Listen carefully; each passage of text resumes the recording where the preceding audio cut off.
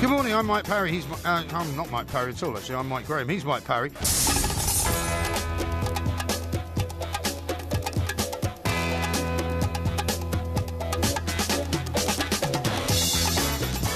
Good morning, I'm Mike Graham. He's Mike Parry. You're listening to the two mics on the warm-up right here on Talk Sport. We're less than 18 hours away from the biggest fight in the history of fighting in Las Vegas, and we're talking to one of Conor McGregor's mates about the amazing journey he's made from the welfare queue to being one of sport's richest men inside 4 years. Before that, of course, there's a big programme of football, and we're kicking off with Bournemouth, who are going to be in more trouble today after a visit from Pep Guardiola's men. After the news that two Russian directors have quit, the question is, what is going wrong and what is going on at Dean Court? Coming up a bit later in the show, we've got the 1 minute moan, and we've got a big announcement to make as well about a live show we're going to be doing a little bit later on this year. You're listening to the two mics with me, Mike Graham, and Mike Parry on Talk Sport.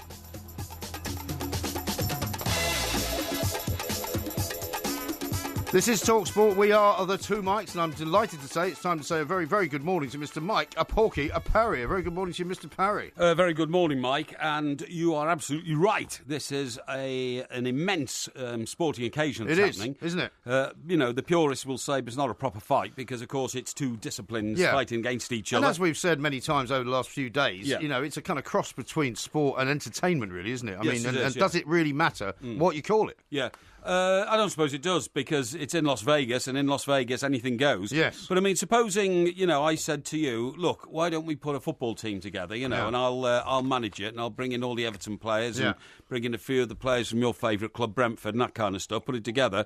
And then we said to somebody like Will Carling, you bring a rugby team along, and I tell you what, we'll play football, as in association football. Well, okay? do you know what? You are sometimes listed as being some kind of visionary. I wouldn't be at all surprised if something like that starts to happen. Maybe. Because, maybe there's money in it. Yeah. Any sport that needs a little bit of a sort of a bump, a kickstart, a little bump of publicity. Sure. This is what you're going to find out that is going to be going. Footballers playing cricket. That's Cricketers right. playing football. Why not? What about, for instance, the one that I think is kind of ripe for it would be a great but recently retired tennis player like Roger Federer playing the world squash champion. Yeah. Either at squash or at tennis. You'll probably say it's not much of a change, but we've seen Ronnie O'Sullivan going into the world of pool in America and going over to China to play in pool championships. That's right. Spent most of his time in snooker. You can see tennis players giving badminton a massive lift. Imagine Andy Murray decides to go and play badminton. That's right. Against Roger Federer. Yeah. People would pay money to see that. Yeah, of course they would. Yeah, because their personality. Yes, they would. Yeah. So maybe this is the way forward. The thing that I've always found at school was there was always one kid who was good at everything. So sportsmen are naturally good at most things. Yeah. Most footballers who play golf because they're good at it and they've got very low handicaps. Very true. And a lot of cricket players as well. Absolutely. And a lot of cricket players spend their downtime around cricket fields playing football because they like kicking a ball about. Yeah. And for instance, I always tell the tale about when we were out in South Africa. Ray Parlour was there. Yeah. Ray had the most distinguished football career. I think he played in 6 FA Cup finals and won 5 of them. Right. And he won 3 titles, I think, with Arsenal. And he was an outstanding contributor to the Invincibles and to England. Yeah. And yet when we had the keepy-uppy competition, Darren Gough beat him. Really? Darren Gough, the cricketer. Well, Darren was a good footballer as well. Of course he was. That's what I'm saying. Not quite as Ray Parlour's level. That's what I'm saying.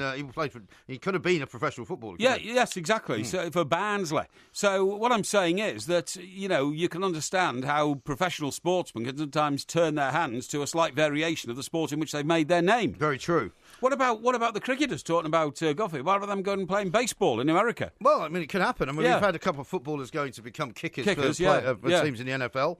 But, I think it's all about the promotion in the end, isn't it? We've seen darts becoming a massive sport in this country because of the way it was promoted. Yeah. We've seen snooker becoming quite big again, not necessarily here, but around the world. Funny enough, Barry Hearn was involved in making both those sports worldwide and commercially profitable. Yeah. He was. And so, if you've got a decent promoter, I think they can almost promote anything. Do you know, if Barry Hearn's listening to this, he'll already be on the phone to the world squash champion, offering him a deal to play Roger Federer. Yeah, you can bet your life. Inside a glass cage. That's right. Down at the XL Arena or something like that. You can bet your life. And well, maybe if he's listening to us as well, he should give a thought to putting us on somewhere where we can make a bucket load of money for it. Yeah, we can make... Because we've got a big announcement to make on this show. We certainly have. About a special show that we're going to be doing. We weren't sure we were going to be able to do a show in this country before the end of this year, because we are going to New York, of course, on the 16th of September, which is going to be great. Yes. Live streamed into your living room if you can't make it to the city. That's right. But we can now tell you that we're going to be doing a Christmas show here in the UK. We'll give you more details on that coming up a little bit later on. And it is very close to Christmas as well. It certainly is. Well, some people would call it a Christmas show. It is a Christmas show. Yeah. It's a Christmas party, actually, because we don't do shows, we do parties. Exactly and we invite people along to join in with the merriment and the bladderation. Yeah, indeed. Now, before we talk about Bournemouth and the trouble at Mill that is going on down at Dean Court there, I've got a great tweet here from Pete, who was obviously listening to our show. We should say, I suppose, that it's the third show we've done on TalkSport in 24 hours. It is. Well, third show on the wireless group stations. That's right. One of them was on Talk Radio. That's right. But Pete, who was clearly listening to last night's show, says he's looking forward to the Mont Blanc pen handing over ceremony. Oh, right, OK. May we please have a picture? Yeah, definitely. So have you got the pen? Yeah, I've got the pen, yeah. Can I have it, please? Well, I haven't got it in the studio. Well, I know where where is it is. Well, it's in a safe place. What do you mean it's in a safe place? It's not some kind of drug deal you're doing. No, where you have to put the money somewhere else. No, I had to keep it secure. Really? But coming out of the next This, break... for anybody who wasn't listening to the show last night, was when somebody, very nice person from Florida, what was the name of the Naomi, I think it was, sent me a tweet to say that I hope you enjoyed that nice pen that I sent over for you. That's right, yeah. Which Porky had somehow neglected to mention to me. I had, actually, despite the fact that I've been back since Wednesday evening. Yes, that's right. Because he was thinking that he'd like to hang on to the pen for himself. Yes. But it was sent in for me, so I'm looking forward to getting it. The Mont Blanc pens are very expensive, by the way. It's very nice. And the name of the lady who sent it? I think it was Naomi. Naomi, yeah. And she lived in Florida. That's right. I can't remember precisely where. Sausalito, I was going to say Pensacola, but I don't think that's right. No, it began with S. Did it? Sausalito is on the other side of the Golden Gate Bridge. That's right. That's that's nowhere in near. California. It's about as far away from Florida as you can get, actually. It is, yeah. How about this from Tom? He says, we had superstars back in the day. Seeing sports people trying other sports was great. Clubs now wouldn't allow their stars to compete, which is an interesting point, I suppose. I mean, if you're Manchester City, who are going down to Bournemouth today, if you're Pep Guardiola, are you going to loan out, Sergio Aguero to take part in a rugby match down at Saracens headquarters? Yeah, but I mean, look, if you follow the model of the fight tomorrow morning, we're talking about one retired boxer and one guy who's really so dominant in his sport, he's got nothing left to prove. You know what I mean? No, exactly right. So you'd go for a retired footballer, or a retired cricketer or something like that. Yeah, absolutely right. Now we're going to be talking to Martin Ziegler coming up very shortly. Yes, because he is, of course, a man that knows an awful lot of what's going on down at Bournemouth. Because the story that's come out this morning, which you've unearthed, is that two Russian directors have left the club and have returned to Russia. Yeah. Now, there's some mystery as to why that's happened. Well, the point is, there is a bit of a mystery to those who don't follow Bournemouth religiously as to the ownership of the club, because the gentleman who owns it is not apparently a director of the club. And these Russian guys came in. So what I can tell you is that... well, the guy who's called the secretive owner is Maxim Demin, right? Yeah, that's right, yeah. Now, he's the guy who's got enough clout and enough money in the world of football to bring Real Madrid to Bournemouth. Yes, you remember that's for a pre-season game? Oh, yeah. I think it was before the start of last season. Yeah, and it's actually three Russian directors who've stepped down, by the way. All resigned on the same day last week. But you're right, the thing is that Mr. Demin remains heavily involved in the Bournemouth club, but he's not a director. Right. So he's their benefactor, almost, if you see what I mean. Yeah. Two of the Russians are the Tikhutrov brothers. Yes. Clegg and Igor. Yeah. It's a very Russian name, isn't it? Igor. Igor. My name is Oleg. Igor Tikhutrov. It's Oleg. And Oleg, yes. Oleg and not Igor. Clegg. That's the guy who used to run the Lib Dems. And they're the youngest directors on the board. They are aged only 23 and 24, I think. And their brother, that's a third member of the family, of the Tikhutrov family, who is 27. So, yes. It's, no, the third Russian is a guy called Mikhail Ponomarev. What? Ponomarev is the third guy. Two of the Russian brothers are the Tikhutrov brothers, Oleg and Igor, believed to be the youngest directors on the board of any Premier League club. Igor, 23, and his brother, 2 years older. 27. And then he's... Oh, I see. Yeah, he's 27. The third Russian is Mikhail Ponomarev. Ponomarev, what I've just told you. Mikhail. Yeah, that's right. It's got the same name as me. Mikhail. Yeah, and me, Russian for Michael. Yeah, and you. Yeah. Who joined the board in 2012. The two Mikhails. The two Mikhails. Yes, two Mikhails. Anyway, he used to run a company called Energy Consulting, right? Yep. Who sponsored Bournemouth shirts. That's right. Now, if he's now resigned, I wonder where that leaves the shirt sponsorship. I mean, does that mean they're going to have to look for new sponsors? Does it mean they have to look for new directors to appoint? You know, it's all a bit of a mishmash. And Bournemouth at the moment are not looking very good, are they? I mean, they're sitting down there in the bottom of the division. They haven't scored a goal. No points. They haven't scored a goal. No. They're playing Manchester City today. Doesn't look good. Doesn't look good for them, does it? Doesn't look good. And you'd have to also ask the question, what's gone wrong with Eddie Howe? Because I know a lot of Bournemouth supporters, and we'd like to hear from some of you out there, by the way, and Mr. Parry will give you the number. Bournemouth supporters are now a bit frustrated, I think, with Eddie Howe, where just 2 years ago he was thought of as the next great big thing. He was going to be England manager. He was possibly going to be destined to be Arsenal manager. True. Everybody wanted Eddie Howe. They did. Now nobody wants him. Well, I'm not sure about that. I think the Bournemouth fans have a debt of allegiance to Eddie Howe, who's a player there, now he's manager. How often have you said, sometimes it's time to cut the cord? I mean, you were the man that said that they should have sacked Claudio Ranieri at Leicester after they won the title. I did. You were the man who said that they should have sacked...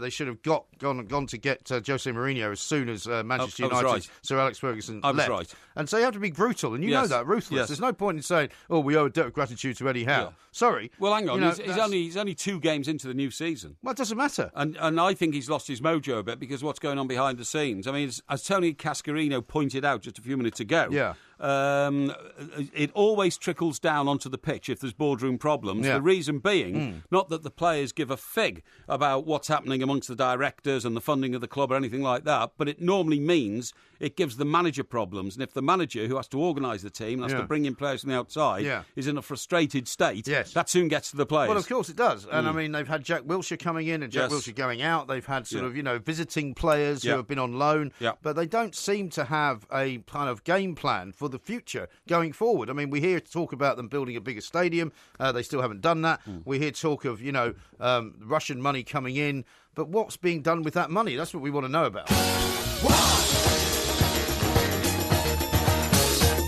Talking just before the break, Porky, about what's going on down at Bournemouth. We certainly were. A text from somebody called David, I think. It says, I could be wrong. He said, but I think Bournemouth don't own Dean Court. A man who will know the answer to that is Martin Ziegler, who's also unearthed this story about the Russians leaving. The directors going back to Moscow. Martin, a very good morning to you and welcome. Good morning, Mike. Yeah. How are we doing? Yeah, very well indeed. Thank you. So what's all this about then? Are the Russians deserting Bournemouth, or is it just a sort of change of personnel? Well, I think it's an intriguing one. The owner, the majority owner of Bournemouth is a Russian guy called Maxim Demin, who's a very secretive figure, keeps very low profile, isn't even on the board. So there have been his 3 business associates on the board. And on Thursday, all 3 of them simultaneously announced that they were leaving the board. The club's explanation is just they didn't have the time to commit to running the club affairs, and they're refusing to comment beyond that. The 2 of the directors are quite strange figures anyway. They were the youngest Premier League directors. One of them was only 23 when he was appointed 2 years ago. In fact, you see pictures of him, he looks about 16. So there were strange appointments in the first place, and slightly strange reason that they should all leave at the same time. Well, were they sort of proxy figures then for somebody else who's actually wielding the money, Martin? Is this what we think might be happening? I mean, who knows? I mean, Mr. Uzmanov gave my club Everton 75 million quid recently to sponsor their Finch Farm training ground. I mean, the Russians do move in mysterious ways, don't they? They do. I mean, they weren't specifically... Max Demin's representative on the board is... there's 2 Swiss-based people who work in wealth management. They're actually his stipulated representatives on the board.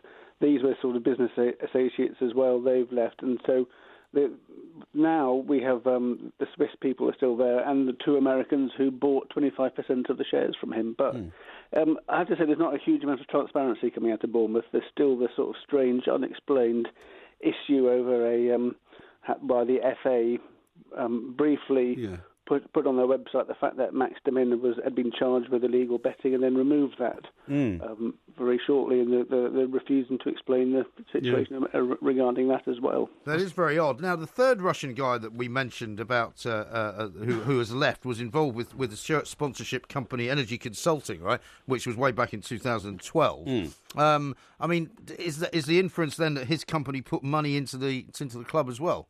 Yes, they did. So he worked for a company called Energy Consulting. Again, he was linked with the owner. His name is Mikhail Ponomarev. His company, they've been involved in Germany. They've got Fortuna Düsseldorf. They've invested in them. So yes, initially they put a lot of money into the club via the shirt sponsorship, and they were replaced by a betting company a couple of years ago. At the end of the day, what does it all mean to the fans, Martin? Because that's really what the supporters want to know. Is our club suddenly having funding withdrawn? Is there any evidence of that? No, I don't think there's funding withdrawn. I mean, I was actually talking to some of the fans yesterday to sort of gauge their reaction to it. Yeah. I think they feel, well, look, hang on a minute, we're in the Premier League. We couldn't have dreamed about this 5 years ago. No. Not only are we in the Premier League, we're playing good football. We seem to be on a sort of solid financial basis. We're not spending crazy money. There are hopes that they're going to have a massive increase in the size of the capacity of the stadium as well. So, I mean, I think they don't really care too much, but I think some people, say, why the big secrecy? Yes. I mean, why not be more upfront about what's going on? But maybe if that with some of these rich businessmen, especially from Eastern Europe, if they don't want to be in the public eye or explain themselves, I suppose they don't have to. No, indeed. I mean, funnily enough, we were talking to the author of a book last week, were we not, about the fact that the billionaires have moved in, and some of them are. I mean, I don't want to be, I suppose, inferring there's any wrongdoing going on, but there's a lot of mystery about some of the money that comes into football. The fact that it is such a cash business that some of it is unaccounted for, and you wonder if some of these guys do disappear out of it, whether that would in fact leave the Premier League or some Premier League clubs in a bit of trouble. I mean, I think with the example of Portsmouth, where it basically went to the wall. As a result of that, the Premier League brought in much stricter rules. I think they're fairly careful to ensure that actually these people aren't going to leave their clubs in the lurch. So even if they do very large interest-free loans, that even if they decided to walk away, that the club wouldn't be left in the lurch. Yeah. I mean, Portsmouth had 4 different owners in 4 years. And yes, that was ridiculous, and some of them should never have been. Yeah. At least one of them should never have passed the owners and directors test. No, exactly. But does all this then filter down to the pitch in your experience, Martin? Because I know that players couldn't give a monkeys who's provided the money as long as it's in their pay packet. However, if Eddie Howe, who looks, unduly stressed in my view at the moment, is hearing things about, the composition of the board, which is going to affect his ability to run the team and to buy players, that will immediately filter down to the dressing room, won't it? Well, I think so long as he can be assured by the chief executive, who's been there a long time. Yeah. Neil Blake, he's actually. And Jeff Mostyn, the chairman. Jeff Mostyn's chairman. So they're Bournemouth through and through. Yeah. I think so long as they remain, then he'll probably feel comforted by that. Sure. And what is the latest on the whole Dean Court situation and the new ground and the possible building of a new ground? I don't think they need a new ground, Martin. I'm not sure they would ever attract more than about 20,000 people. Bournemouth's a seaside resort, really. Well, that's true, but I think isn't it only just 11,500 at the 13, so I think, maximum. Yeah. Yeah, they certainly need more than that. I mean, it was. I think end of last year they announced that they wanted to move and have a new stadium built by 2020, 2021 season, because it was sold in a deal in 2005 and leased back to them. So they pay rent on it at the moment. So yes, they don't actually own the ground as it stands.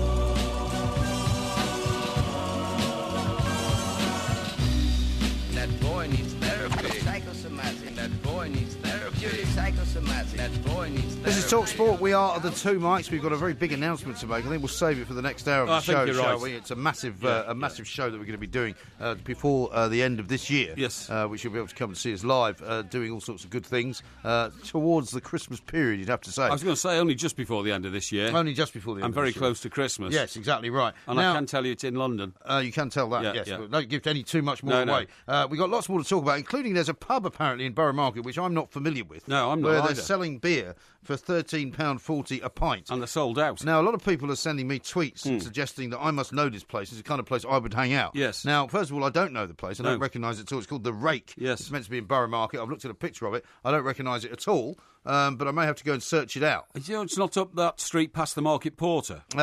Well, I'm not sure because I know all of the hostelries down that street. I thought I did as well. And it's definitely not down there. It's also referred to as being on London Bridge, so maybe it's right at the entrance to the market, one of the entrances. I can't place it. Looks like it could have been recently renovated to me. It looks very smart with a sort of pale or pastel blue type exterior. That's right. It looks a bit sort of trendy, doesn't it? Cloudwater, DIPA, Citra and Amarillo is the pint, which costs £13.40. And do you know why it costs £13.40? Why? The strength of it is 8.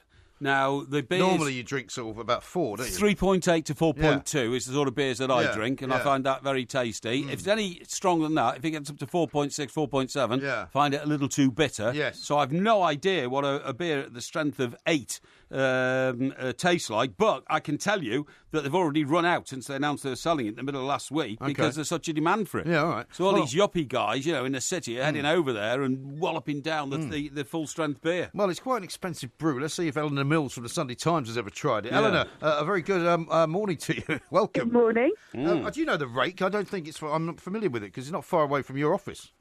Yeah, I think it's just on the corner of Borough Market. I have to say, it's not one of my frequent watering holes, I have to say. Oh, OK. Well, don't go there because it's £13.40 for a pint of beer, so you may be a little rich even for your blood. A bit early in the day for me as well. Yes, indeed. 8%. Indeed. Yeah, absolutely. Now, you've got a tech issue going on with the magazine this week. Tell us about it. Yeah, we have. We've got all sorts of things. We've got a big piece about the kind of march of the robots and the internet thing, how that's going to change everything from how we shop to how we drive. So it's amazing. In America, Amazon have already got a shop where as you walk in, it picks up your Amazon ID and you never have to go to a till. You just take things off the shelves and it's all kind of calculated for you and it's done kind of seamlessly through your Amazon account. Yeah. You never go near a checkout. Yeah, it sounds brilliant. Now, one thing that really caught my eye here, Eleanor, I spent a lot of last week on the M6, the M1, the M40, the M42. I went north for a football match. It's a nightmare driving this country. So please tell me where I can get one of your flying cars, please, because if I had the ability to turn my Mercedes into supercar and suddenly, retro reverse the jets and soar above the rest of the traffic... Well, it would help you with your puncture problem, wouldn't it? It certainly would. I would have paid a lot of money for it. How close are we to having one of those?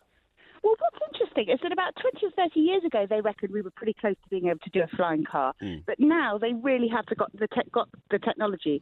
So what they can do, it's like a kind of almost like a jetpack, like you'd have if you were James Bond. Yes. And it really does. They're basically like mini helicopters. Right. So so it looks like a car, but it kind of sprouts kind of propellers. Yeah. And you so it's almost like a big drone. It's a kind of drone crossed with a helicopter across the car. I see. So they can actually make them. And the problem is that as soon as you start flying them around, as people have found who've got drones, suddenly a whole load of regulations come in. Yeah. So you have to follow particular flight paths, you'd have to take off from a particular place. So it might not be quite the answer to your motorway hell. So you can't just land it. You can't just land it on a nearby roof or something, or in somebody's back garden. No, that's what we'd all wish for. But I suppose as soon as we all started flying around, the skies would be just as congested as the roads. Right. Well, maybe. But, I mean, for instance, I broke up my journey at one point with a toll road, OK? So that made it easier. Well, why can't you have an entrance or an exit off a motorway to, Drone Car Alley or something like that? Drone Car Alley. We'll probably get it in our lifetime. I think the other thing that's coming really quick is, and this is what we've also written about, Nick Rufford, our technology driving guy, has written about. There was a story last week, wasn't there, about trucks, kind of these virtual reality trucks going along in bunches of threes.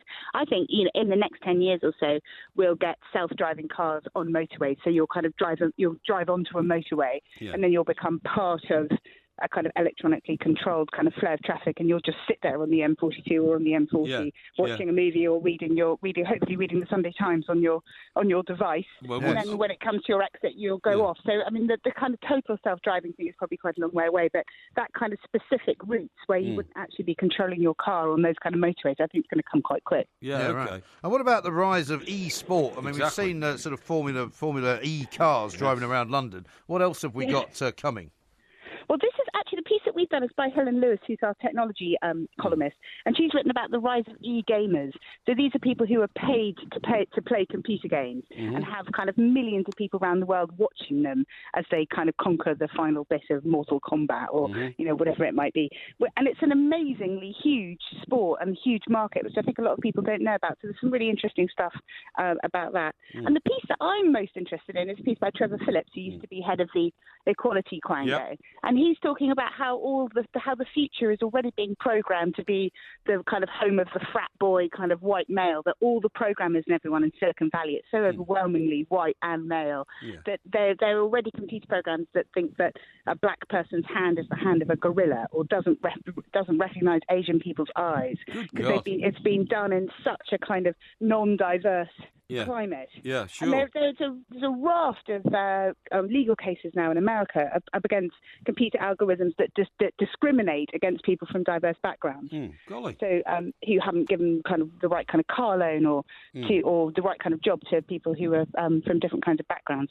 So that's really coming, and I think that's a real problem. We've seen it with Uber and Kalalnik that had been thrown out because he was horrible to all the women in his company. But that actually has a really serious real-world effect. Oh, it's a massive problem. I mean, it means that half the world's population are being disadvantaged by the computer age. Well, indeed. Very interesting thing to tell you about that, actually. But listen, Eleanor, have a lovely weekend. Thank you very much indeed. Eleanor Mills there, editorial director of the Sunday Times. Yesterday, I didn't mention this to you, but there was a little Facebook app which you could put your picture in and find out what your ethnicity was, which I thought was quite interesting. I put your picture in, right? And you came out 62% East African, 22% South African, 8% Italian and Greek, and 8% Sub-Saharan African. Yeah, and how much of Caucasian, white? None. And when I put my face in, I got Southeast Asian, 49%, East Asian, 31%, and Sub-Saharan African, 20%. Well, you do have a look of the Oriental about you, do you think? A bit. Yeah, I think so. Yeah. I think it's quite interesting. That, I'll tell you what, I better go and look back through my family tree. Yeah, exactly right. For all I know, I could be the great-great-great-great-great-great-grandson of somebody, who somebody might from have ancient come Greece. From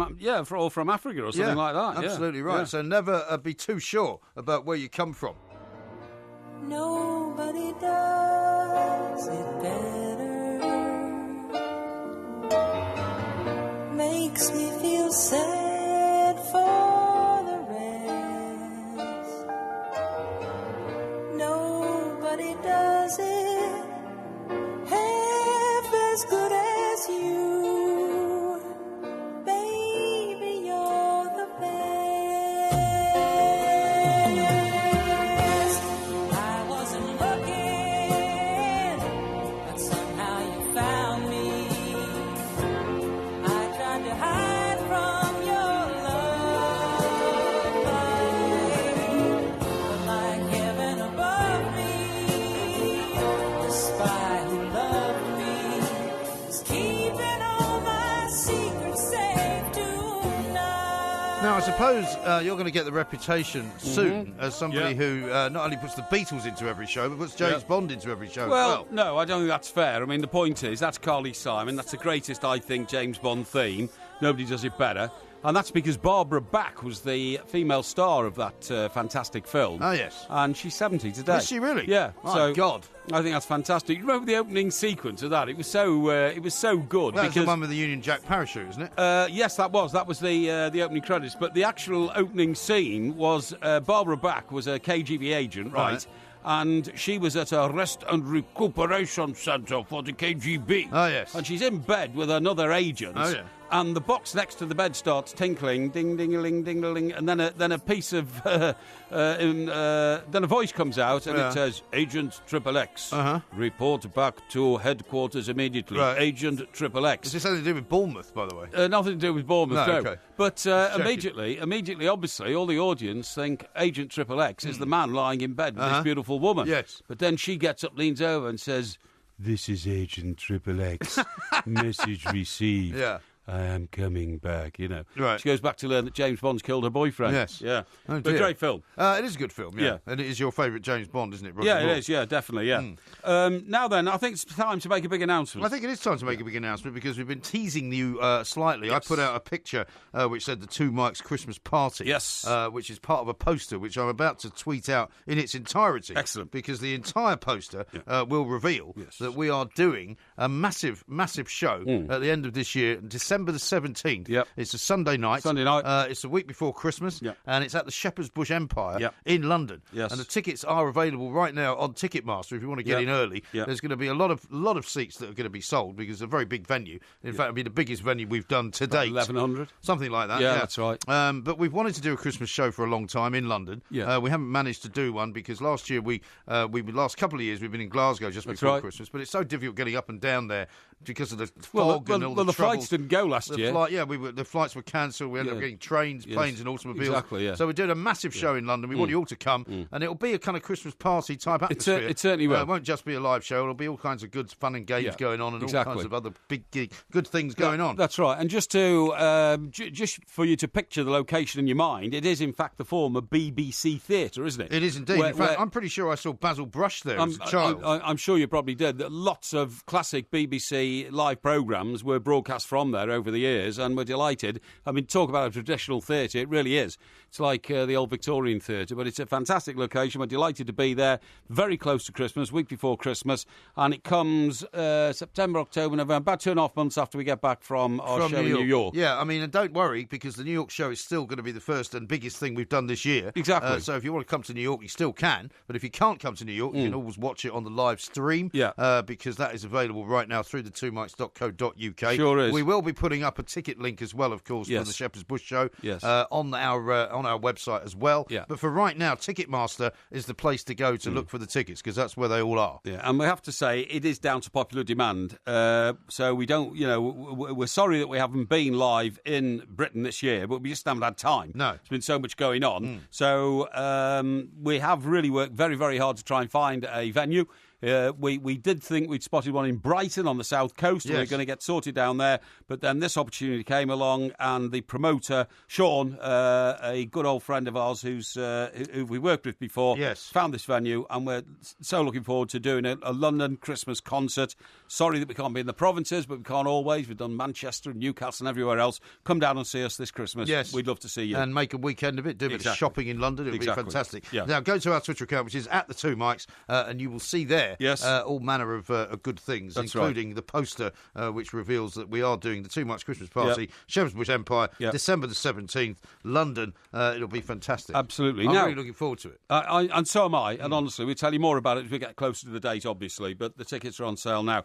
Now, listen, mate, does the name Tracy Andrews ring a bell with you? Tracy Andrews, yes. Was she not the road rage killer? She was the road rage killer. Yeah. And the reason that she's in the news is she's gone and got married again. So, yes, I saw that the other day. Good luck to the bloke who's married her. I mean, I have to say, we've heard of some weird stories in the past of people who write to men on death row, and when they get released, the women want to marry them and all that. I've never heard of one going the other way, of a man actually wanting to marry a woman who's been jailed for murder. It wasn't. It didn't happen like that. He didn't write her and all that. When she got out, she assumed a new identity, goes and works down in a pub in the West Country, because they got married in Cornwall, and he's working there as well as a bouncer, funnily enough, and now they've got married. But the reason I tell you, can you imagine? You're going to, you get married, you're going to bed with a woman, you're on your honeymoon with a woman who served 14 years for murdering her previous boyfriend, and the man she murdered had a child and all that. It was a terrible, terrible case. But also, it's quite a brutal murder as well. It was a horrible murder, and I solved it. This is why. This is what do you mean you solved it? I solved it, right? Now, that happened in a place called Overchurch in Worcestershire, okay? Yes. And that is on my patch. I worked in the Redditch district office for the Birmingham Mail. Is it that long ago?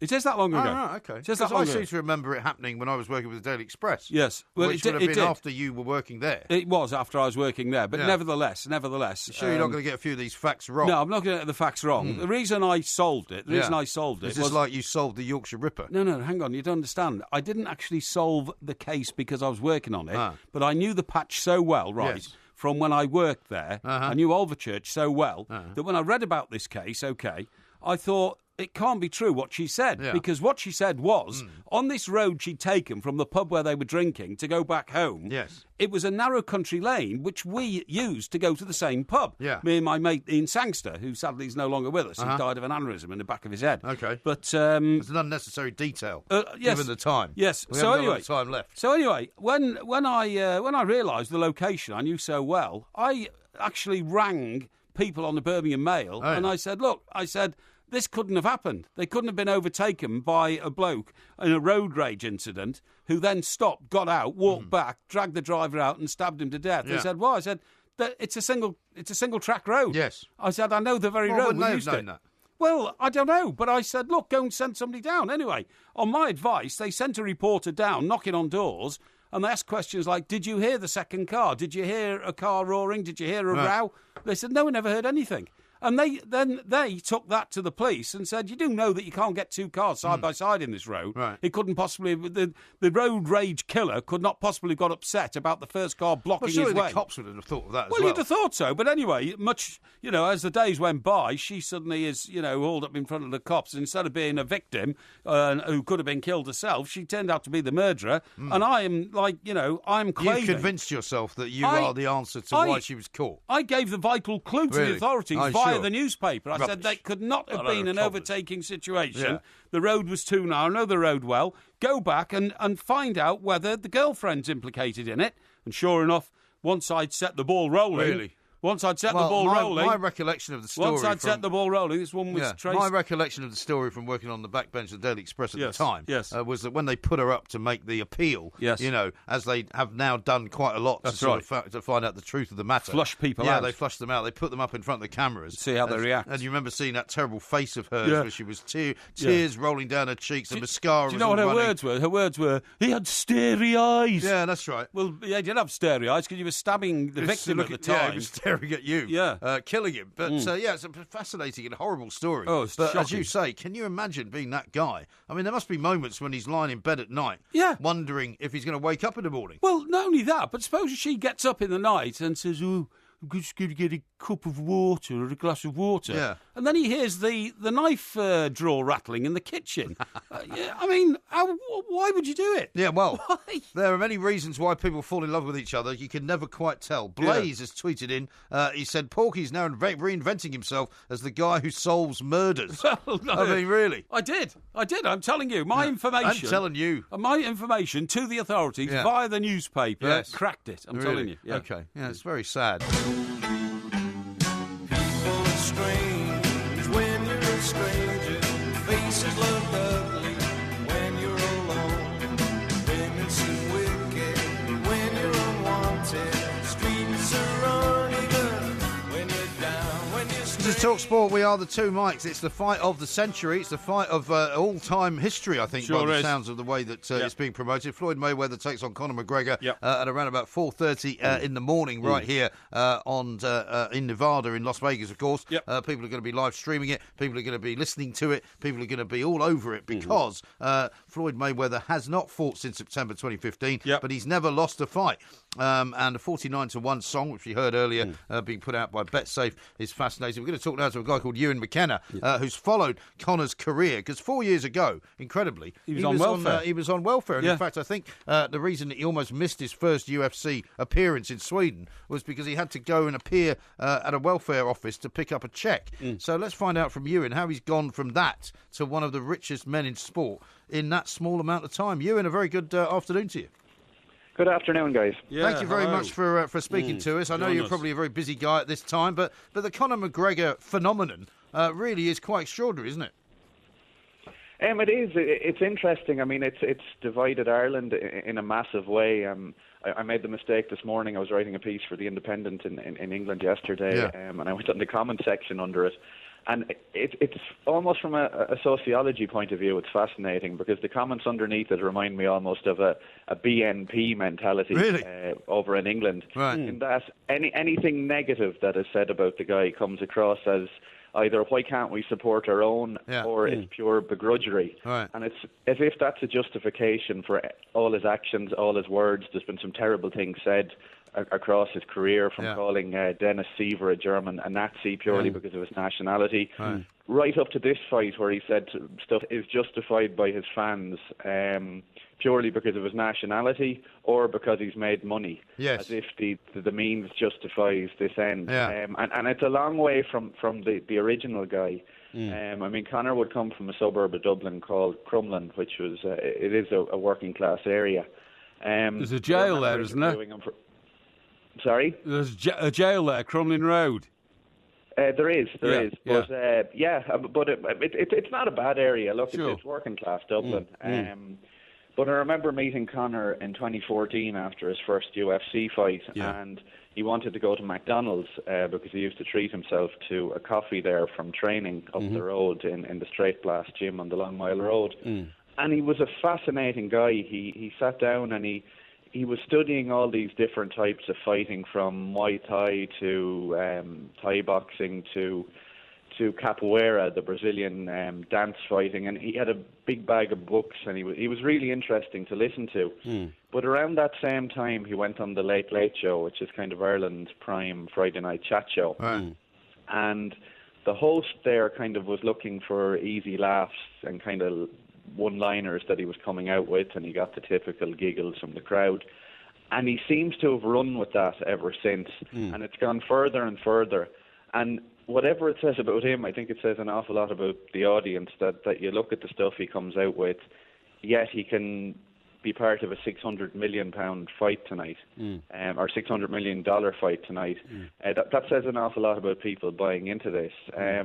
And it's almost like the parody has overtaken him, and there's nothing but the parody anymore. You do get a sense when you watch him, particularly we watched the weigh-in last night, we were doing a show here live at the same time. You know, he is a parody, as you say, of himself, and you don't imagine that when he sits down at the end of the fight or at the end of whatever he's been on the camera, that he's like that at all. You know, the screaming, the banging the chest. I mean, you know, it's made him a fortune, and a lot of people are saying that's down to his girlfriend, who's kind of driving an awful lot of it. But I mean, it is a bit of a shame if it has to be so hyped up, isn't it? It is, and I mean, again, people will say, oh, but look, the money he's making, and the dilemma is, if he didn't have this personality, would he be making this money? And as I say, that again comes down to people buying this. I was watching this morning a rerun of, they did this 3-city world tour, they called it beforehand, and the second one was in Toronto. And I just look back at it, and at one stage, I mean, Mayweather, debatably the best boxer of all time, certainly for defensive boxer of all time, he takes an Irish flag and he squats down as if going to the toilet. And you've McGregor roaring at him, if you do something with that flag, I'll F you up. Then he grabs Mayweather's bag and he says, you've only $5,000 in here, F me, I'll F you up, etc., etc. And you look at this, and the crowd are loving this. And I was thinking about it. I mean, I was writing this as well during the week. I mean, at a time when kind of the Kardashians wield cultural influence and Trump leads the free world, this, in a way, is the perfect fight. I mean, it's a microcosm of the world we live in, where culture has been corrupted. I think you're totally right. You know, what I was going to ask you was, is it possible he's completely lost touch with reality? Because, you know, he's getting into a ring with Floyd Mayweather, you know, one of the most peerless boxers in history, and he doesn't show a single sign of, you know, doubt. I mean, I know that you hype yourself up in fight terms because you have to convince the world that you're not frightened of your opponent and you're better than them and all that. But I think he may now have actually gone over the edge and completely lost touch with reality by convincing himself he's a Superman. Well, I think if that is the case, he has. I mean, as in the fight game, you can't show doubt. I mean, be that boxing or MMA. But if he thinks this is, and his fans seem to think this, I mean, I think they've all lost touch with it. Because what you have here is, as I say, one of the greatest boxers of all time, and people say he hasn't fought in a couple of years. Conor McGregor hasn't boxed in over a decade. The last time he boxed, he was a 15-year-old in the Irish Amateur Intermediate Championships, getting knocked out in the early rounds. That's his level as a boxer, and people will say, oh, he has this big right hand. We've seen it in MMA.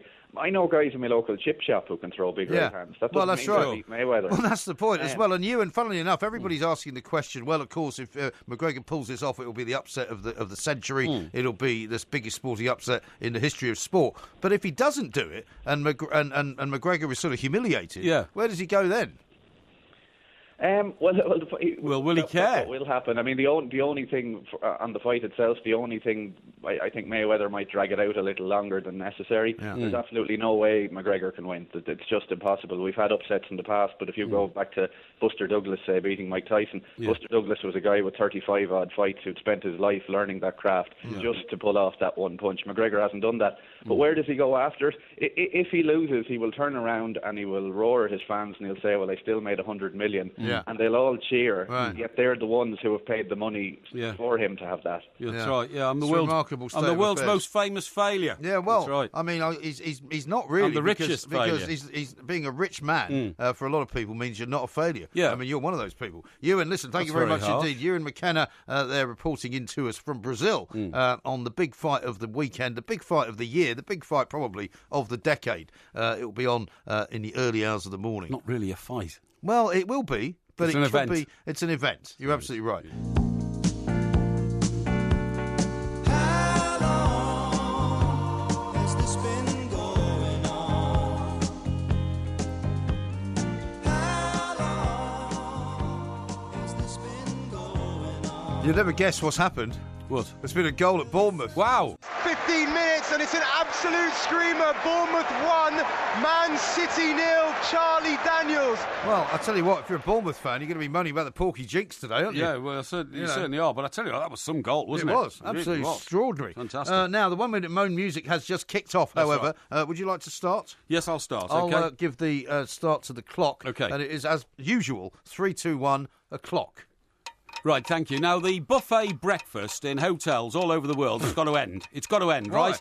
This week, I've been away to 2 hotels, OK? I stayed at the Dorchester of the North, the Chester Grosvenor Hotel, where you go It's into like this... a You go into this palatial dining room, and for breakfast, they serve you the full English, OK? But they bring it to your table. Do you understand? So you say, yes, I'd like sausages, please, and bacon, and black pudding, please, and some mushrooms, and yes, that's lovely, thank you, and white bread, thank you, and toast and all that kind of stuff. And they bring you a perfectly adequate breakfast, right? Yeah. Now, the following day, I was in a hotel in Manchester, OK? And it was the old buffet breakfast, eat as much as you want. Yeah. Now, what I object to there is that I, of course, am measured. So I had 1 sausage, 2 rashers of bacon, a bit of black pudding, some mushrooms. Any white pudding? No white pudding and tomato. No okay? beans? No beans, no. And I finished my breakfast adequately with some white toast. However... Do you have any 80% jam on the white toast? 80% or 85% of the rest of the room, You're done. left food You're on done. their plate, which will then be thrown out and wasted when half the world is starving. You cannot have You're people going to be disqualified. piling their plates up with buffet-style You're food. out. You're disqualified. 4 sausages one bloke had, and ate one of them. You're disqualified. That's a disgrace. I don't even have to do one now because you're disqualified. You've run out of time. You've got to ban the buffet breakfast. The invigilator has already declared me the winner because you overran the 1 minute moan. It's You a 1 kept minute moan. interfering, you idiot. Absolute rubbish. 1 minute moan is 60 seconds only. You've lost. It's 2-1 to me. No, it's not. This is Talk Sport. What's your minute? I don't have to do one. Yeah, you I don't cheat. have to do one. Cheat. I've won on the grounds that you disqualified yourself. Cheat. Dazza says this, forget Sigurdsson's goal, that's the goal of the season. Oh, yeah. Hashtag Charlie Daniels. And then he says, wow, the Devil's gone down to Georgia with that one. Yeah, well, it wasn't a goal of the season, it was a very good goal. So you think the prospect of Costa turning up at Goodison Park Well, the only reason is I a give realistic one? Well, I mean, a lot of people are saying that it'll never happen. But the reason I give it credence is because Ronald Koeman has spoken about it. And Yes. Ronald Koeman, as you've said many times, is a serious man, And no serious fool. manager, doesn't suffer fools gladly. That's right. Now, if he says that he would welcome Diego Costa, who is not known to be particularly well behaved in the dressing room or on the pitch, then maybe there's something to it. And I think you, as an Everton fan, would welcome Costa. Well, we need a new striker. Yeah. I would welcome Olivier Giroud. I'd certainly welcome Costa. I'd definitely welcome Jamie Vardy. Yeah. Let's put in a £50 million bid and try and get him. Yeah, right. Well, and as far as Chelsea go, Ross Barkley clearly wants to leave. They don't really want him around. I don't really see him getting into the Chelsea starting team, really, because they're also after Drinkwater from Leicester. That's right. They're after Alex Oxlade-Chamberlain from Arsenal. Yeah. And if they got all 3 of them, then surely not one of them would make the starting lineup, Such would an they? intriguing prospect of Oxlade-Chamberlain going to Chelsea. I mean, I just don't get that. Why would you allow one of your best players, which Oxlade-Chamberlain is, to go to a major rival? Well, and in fact, probably your most deadly rival. Well, indeed. I mean, we talked to Sophie Nicolau last night about this on the show. Yes. And, their policy of allowing people's contracts to run down is madness. And there seems to be a view that nobody's really accusing Oxlade-Chamberlain of being greedy, although he's turned down £180,000 a week. Yeah. It's about him not wanting to be at Arsenal anymore because he doesn't feel that his potential is being fulfilled. I'm told he'll go for less money to another club. Well, yeah, you say less money, but it's all relative, isn't it? But remember, footballers sometimes are about pride and passion, and when he sees that a fellow member of his squad has been offered more than double the 180 he's being offered. Yeah. Sanchez, Alexis Sanchez, yeah. I mean, the world's gone mad, and these boys don't know which way to be thinking. No, exactly right. Now, just before we carry on with this, let me just read you a couple of quick announcements that I should have done a bit earlier. I've got one here from Willie, who's on a cruise ship, by the way, going around the Greek islands. Right. And he sent me this the other day. He said, could you give a shout-out to Deb and Will? We always listen to the two mics. We're on a P&O ship called Ventura, and we were, when he sent me this, they were on their way to Messina, and they were just setting off from Katakolon. Having been to Rhodes. So they'll be listening to us now. I don't know quite where they'll be. Yes. But they'll be somewhere in the Aegean Sea. That's right, yeah. Which is always a nice place to be at this time of the year. What were their names? It was Deb and Will. Well, Deb and Will, hope you're having a great time, have a great cruise, and hope the Aegean treats you well. Now, here's one from Richard, who says, can you please give a shout-out to my son Harry, who has his first call-up to Leiston Town. I'm not sure where that is, first team. Yeah. He doesn't say what his son's name is. Oh, Harry, sorry. Yeah. Leiston Town, Leiston. Leiston, know what that is? Liston Town, I think that sounds like to me. We don't know the age of Harry, but Harry, if you're listening, or if your dad's listening, best of luck, mate, on your debut. It's a big day for you. Indeed. A lot of people sending, very, very teasing and rather rude texts suggesting that because I, helped solve a dastardly crime, I should now be called Porky Mason, as in Parry Mason. Actually, there's better ones than that. They've got Noel calling it Hercule Porky. Hercule Porky. We've got Mike Poirot Parry. Poirot. Which is what Pete says. I couldn't stand him. What a bore he was, that little Belgian, dapper little Belgian man. Well, he featured in the Belgian quiz, didn't he, on the Porky quiz on Friday. He didn't get very well. Hercule Porky solves the caper, says Noel. I can see a new bestseller on the back of this. Plenty of murders and bladderation. And how about this from Pete? If Porky's so good at mysteries, can he solve the mystery of the missing Mont Blanc pen? Now you see, that's a good one. Seen. That's a good one. I'm going to have to sort that out, actually, in between shows. Yes. Hey, what about our mate Ben Frau? Ben Frau, yeah. Well, Head of Channel 5. This is a guy who we went to see. And he said the only thing that can save me is... Yeah, Big Brother. Yeah. Right, Celebrity Big Brother finished on Friday. That's right. He's up in Edinburgh, right, making speeches to the Edinburgh Festival crowd of sort of, the media elite types. So he wished that Big Brother would disappear off the face of the earth. I hate Celebrity Big Brother. Yeah. I think he's a bit confused. I think he is a bit Perhaps confused. Perhaps it was that toothache he had when we saw him. Maybe he's got another abscess. Dribbling mad. Yeah, it's gone mad. I wonder if he's wearing shorts. I don't know. Yeah. Ben Frau, he's a hell of a guy. Yeah. We must get him on the show maybe one of these days. Yeah, to Ben. talk about the future. That's right, absolutely. Ben, Frau. And how about this one from Kieran, who says, can you please shout out my dad? He always listens to you in the car. Mm-hmm. Okay, but what's his dad's name? He doesn't give his name. Okay, what's the name of the boy he sent the note? Kieran. Kieran.